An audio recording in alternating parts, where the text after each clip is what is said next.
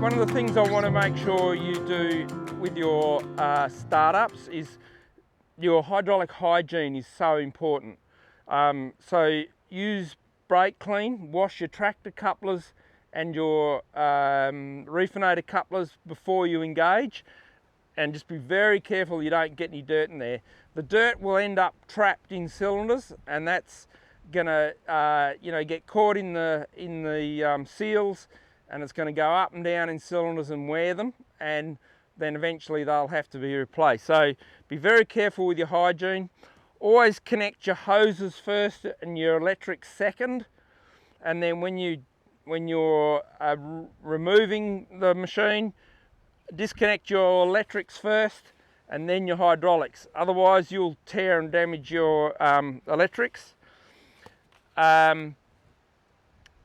The chains need to be attached to the tractor drawbar carry frame, not the little, not the end of the drawbar. Put them around, cross them over and put them around the actual carry frame. The jack, or jacking leg as we call it, just remember always have it fully up and your taps off when you're using the machine. And when you lower the leg to lift the machine, turn your taps off again so it holds it in position when you finish with it, if you're storing it like that. But just make sure you turn your taps off once you've fully raised the legs so that you don't accidentally lower the leg in operation. So you've got two taps. The top tap is for the accumulator pressure. That's in the on position there. The second tap is for the front row of tines. That's on there. So when we're running the machine using both rows of tines, the front and rear tines, both taps can be on. The only time the front row tap is turned off is if you're locking that front row up. That's all that tap's for. So to do that, you put your accumulator line in float. So that allows all the pressure out of the accumulator to run back to the tractor, and you raise the front row with your hydraulic valve until they're fully in the up position, all four tines. You come out, you turn the tap off, and that will lock those tines in the up position. And you go back into your tractor, you put that circuit back into float so that the pressure is relieved. You reapply the pressure to your accumulator, repressure that up to at least 1000 psi, and away you go. But remember, that's only ever in the off position if you're locking the front row up. And the circuit for the tine rows is always in float when being used. And check on your screen that you've got the float symbol under that CV unit. The blade is very simple. It's one cylinder, two cables, and it will, the reason it's on cables is to allow a floating motion when it hits rocks. There's a lot of damage could happen otherwise. The cables give us lots of grace with the rough and rocky surface. They have it's a very heavy duty cable, but they also have a damper in the cable that will absorb shock, so it increases the life of the whole unit. This whole thing is a turnbuckle. That's designed to allow you to level the machine to adjust for your tractor drawbar height. It has a locking collar here that's got 3 grub screws in the front of it, 6mm grub screw. You undo the grub screws, undo the lock. There's 2 special spanners. You adjust the turnbuckle, best if you lower the weight of the machine on the ground to do it, and then lock your turnbuckle up once you've achieved the right position, and your grub screws, do the 3 grub screws back up, and that's your level set. So your auto greaser unit is filled through this grease coupler here. It goes through a filter and up into the pot. You can fill the pot till it overflows. There's a little unit overflow spout here. Fill it every day. It holds 2 kilos of grease, so it's quite a bit of grease, but don't let it run out. If it runs out, it needs to be re-primed. Now the unit itself has this chamber is mixed as it's pumping, so you'll notice a big blade wiping around, keeping the grease mixed.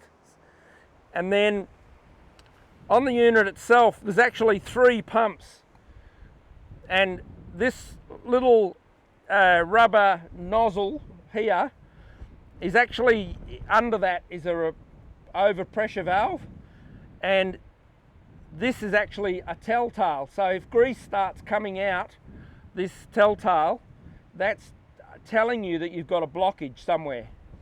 And it's actually a very simple system, but works very well.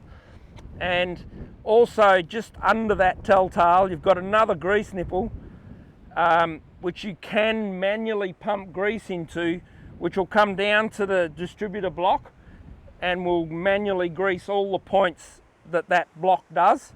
Now obviously there's 3 pumps and there's 3 blocks. So that pump does this block and so on. These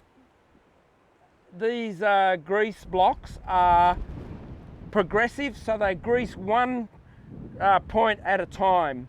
They all get a measured amount of grease. It's a physical displacement pump, so they all get exactly the right amount of grease each time. And if one of them blocks, they actually stop greasing. The grease comes out here to tell you that one's blocked. So it's a good idea to just keep a bit of an eye up here. It's pretty easy to notice because it goes everywhere. So it gets a bit messy, but it's much better than wearing a machine. In the middle here under the pump, there's a little sight glass. You can easily unscrew that. And when the unit's got power, there should be 2 little green lights on inside the unit. Also in there's a little manual push button that you can press for 2 seconds and release, and that will set it in a manual pumping. It will actually go through and do a whole cycle on its own. If you just want to check it's working, that's a good way to do it. While I'm up here, this is your document holder. Should have a manual in here. There's also, when the machine's new, it comes with some spare grease fittings for your grease lines in case you break any, and the manual for the greasing unit. So when there's 7 grease nipples to do manually. They need doing daily. So the main bearing is one of the most important. Only needs doing once a day. But when you do grease it, be looking at the back side. So pump it through until you see fresh grease come out the back side. The grease goes from one side right through the bearing, flushing fresh grease through the bearing, out through the seal. The seal's designed to express grease, and the fresh grease helps push the dirty, contaminants away from the bearing. So this is designed specifically for us, and that action of greasing it keeps it in good working condition. There's one grease nipple here on the end of this cylinder, then there's another pair on the tie rod on the blade, and one at the turnbuckle at the front. Okay, so changing the wear parts, the point itself, we provide a tool.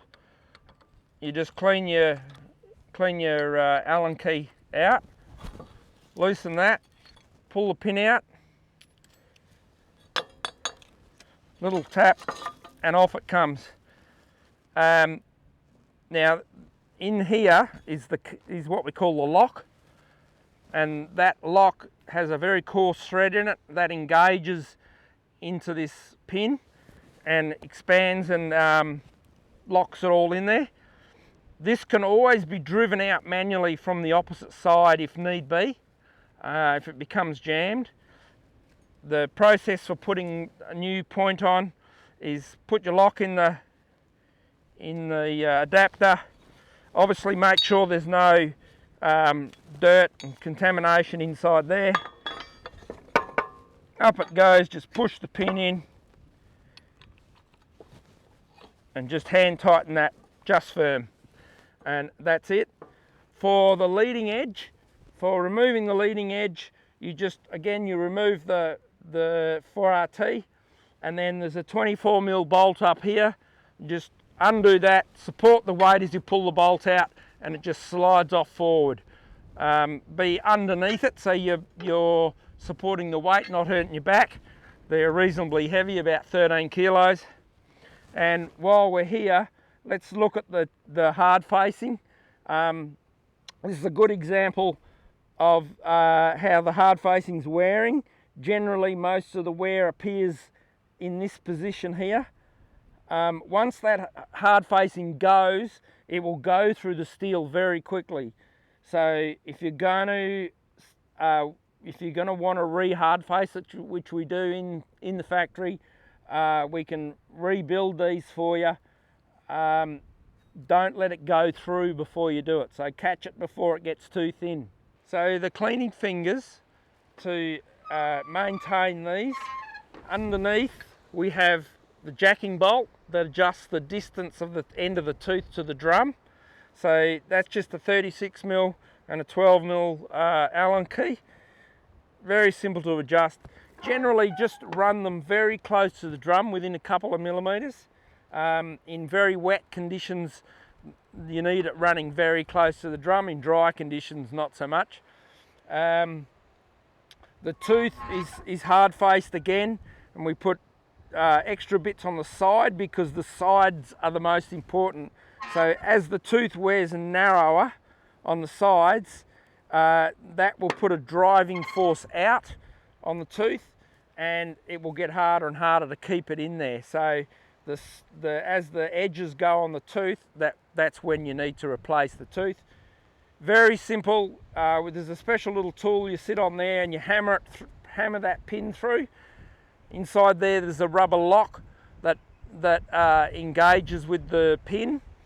So you just drive the pin out, slip the tooth off, slide a new one on, and then just hammer your pin back in the right way around. Job done. You can replace the lock if you need to, but in most cases that's not necessary.